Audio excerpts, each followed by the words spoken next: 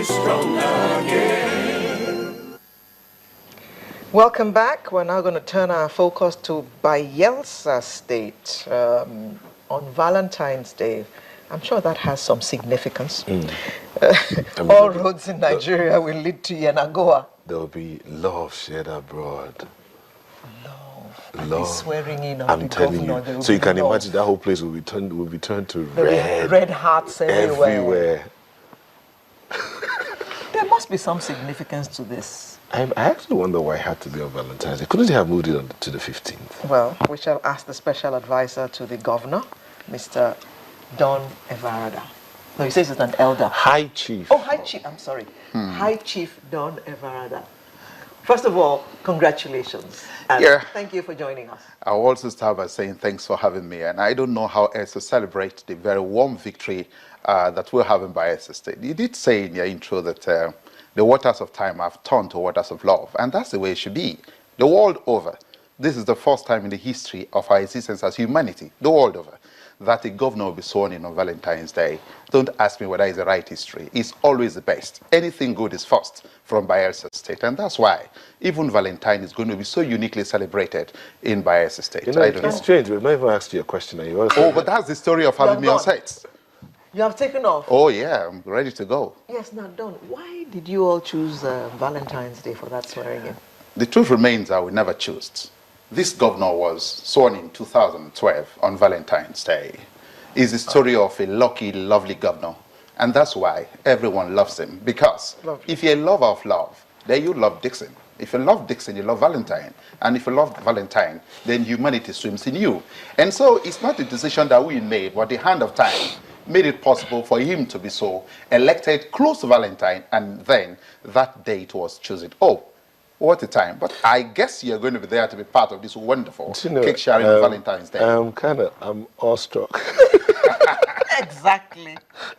So let's just sit back and just listen and just to let him. Yeah, go ahead. No. Run with your interview. I'm just here for you. Don't get entertained. I'm here for the business. So it would have been nice if we had the governor seated here himself to tell us more about why he loves Valentine so much. Yeah, and you're also privileged to have me as a special advisor to the governor, saying exactly the way my governor will say. And don't worry, you have the governor here in my face, but the heart is somewhere else.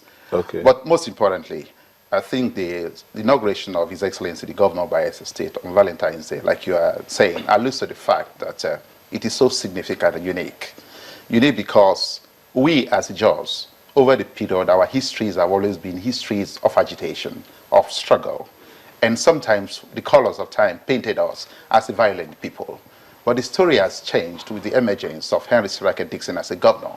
Bayelsa State became a state that is most peaceful in this country, in spite of the recent skirmishes occasioned by the politicking in the state. But be that as it may, the world and indeed Nigerians still see this governor as the one that has already calmed down the frayed nerves of the Niger Delta.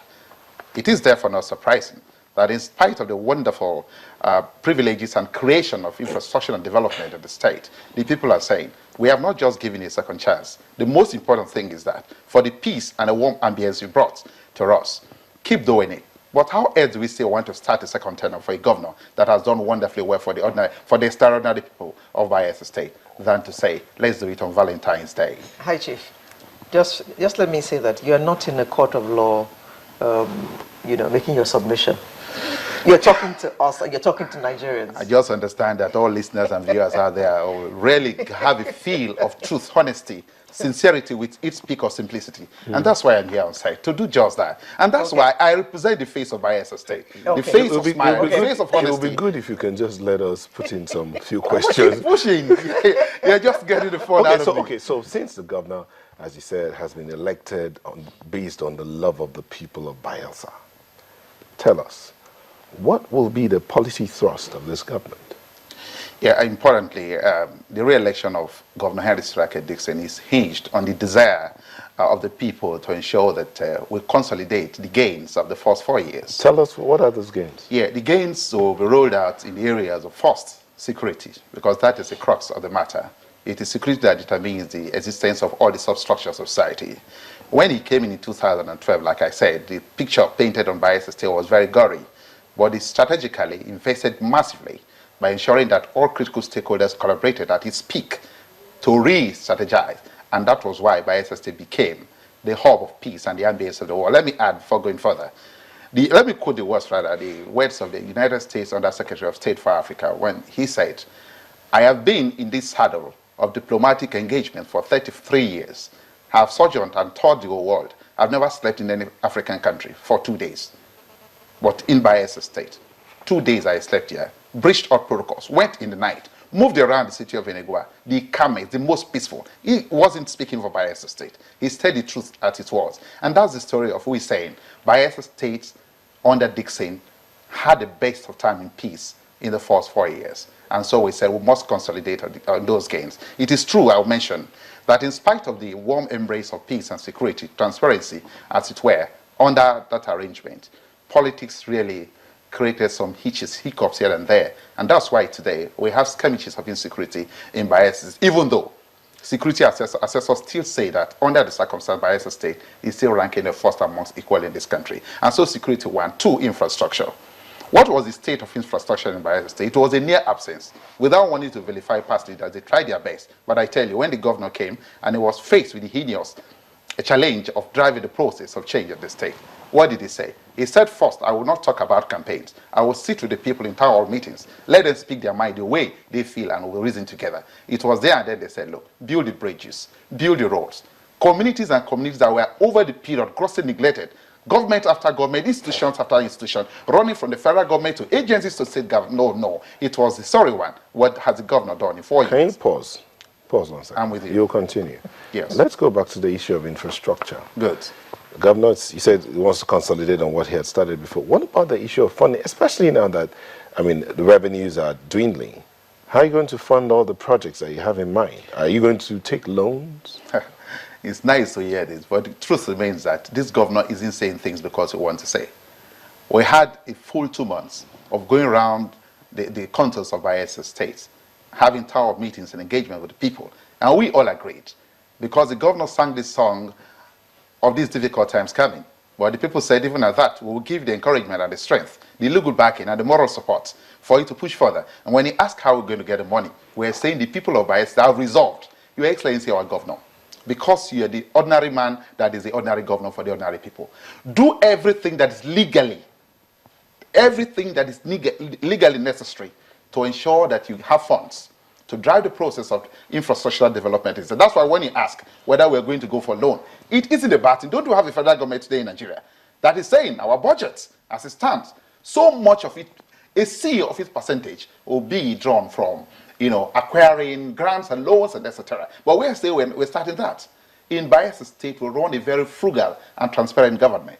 The funds we have can drive the process to a large extent, but then the people have told the governor already, in the course of the electionary campaign, not now, in the course of the re-election electionary campaigns, that everything possible, Your Excellency, not one community, all communities, everything possible within the legal framework of our existence, the people, and the laws of this country, do it, get fund, drive the process. We've never had it so good. And that's why we're saying infrastructure. Where are we expecting these funds to come from? So these things that he has done, that, everything that is within the law, everything legal that he's going to do. Can you please tell us what some of these things are? Because we know that your salary bill, for instance, is about 4 billion. Yeah. And your income, your state revenue. Your revenue is only about 2.5 billion. Yeah. So there's a large shortfall. We're not even talking about infrastructure. Yeah, we're just talking about your salaries. So what are these things that he intends to do to get funds to do all these things that he wants to do? Yeah, good governance is a product of the will and desires of the people. When the people say, go and do it, and we're asking, you just said that loan is an opportunity, having grants, having support. But the most important thing, before you go for loans and grants and financial supports from here and there, the world wants to see whether you run a transparent system. Is there a strengthened institutional framework in the state where people believe that allowing their resources to invest and support the state has a protection at the nexus therein? In Bayelsa State is there. And we're saying, first, we are not pushing that we must go for loans. We are saying that, look, we want to strategically create a better enabling environment for the world to do much more engaged. Let me tell you something. It's very important. Bayelsa State is the state with the least indebtedness in this country. And that talks the story of how frugal this administration has been in engaging the resources of state. And by ensuring that, look, the ordinary people of the state is always the target of this government. And we're saying, one, yes, it's true, our wage bill per month, take away the political appointees, it's about 4 billion. And with 4 billion, and sometimes we'll get 2 point something under this economic recession that this country, and indeed the world is today. How do we do it? And we're saying, one, we will ensure we go further in showing transparency and frugality. Two, because the people are giving the governor consistently that backing, everything necessary to do it. That includes, of course, securing loans and grants. But note, when Henry Striker Dixon came in as a governor in 2012, we had hundreds of billions of dollars he inherited. And to what extent have we been able to do that? We kept paying every other day by ensuring that we maintain our statutory obligations so that the world will see us as reasonable partners. What he inherited as loans? As from the past government, indebtedness, loans, grants, etc. It's very embarrassing, but we have tried as a government as much as possible not to run down our predecessors, reason being that, look, the world shouldn't see us as a state that creates leaders